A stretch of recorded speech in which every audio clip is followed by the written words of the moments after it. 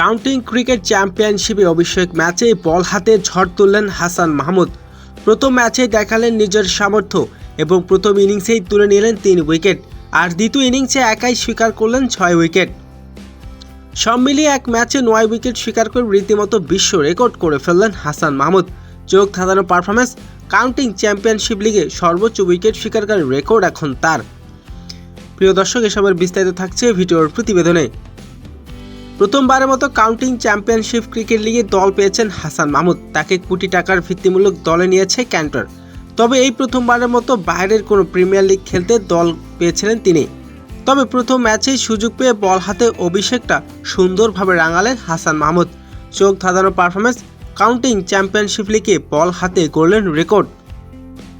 প্রথম ইনিংসে নিয়েছিলেন 3 উইকেট, এরপর দ্বিতীয় ইনিংসে দেখান তার চমক। শুরু থেকে বলের গতির সামনে দাঁড়াতে পারেনি প্রতিপক্ষ দল। প্রথম ওভারেই তুলে নেন 2টি উইকেট, সেই ওভারেই খরচ করেছিলেন মাত্র 2টি রান। এরপর দ্বিতীয় তৃতীয় ওভারে আবারও উইকেট তুলে নেন তিনি। এতে দ্বিতীয় ইনিংসে লাস্ট স্কোরে প্রথমে 6 উইকেট শিকার করেন হাসান মাহমুদ। লিভিংস্টন এবং মুরশেদ 2 ম্যাচে আউট করেছিলেন হাসান মাহমুদ। 420 রানের লক্ষ্য যখন ব্যাটিং করতে নামে প্রতিপক্ষ দল, তখনই জোড়া উইকেটের শিকার করেন হাসান মাহমুদ, আর এতে 5 নিজের করে নেন তিনি। চোখ ধাঁধানো পারফরম্যান্স, মাত্র 25 রান খরচ করে 6 উইকেট শিকার করেন।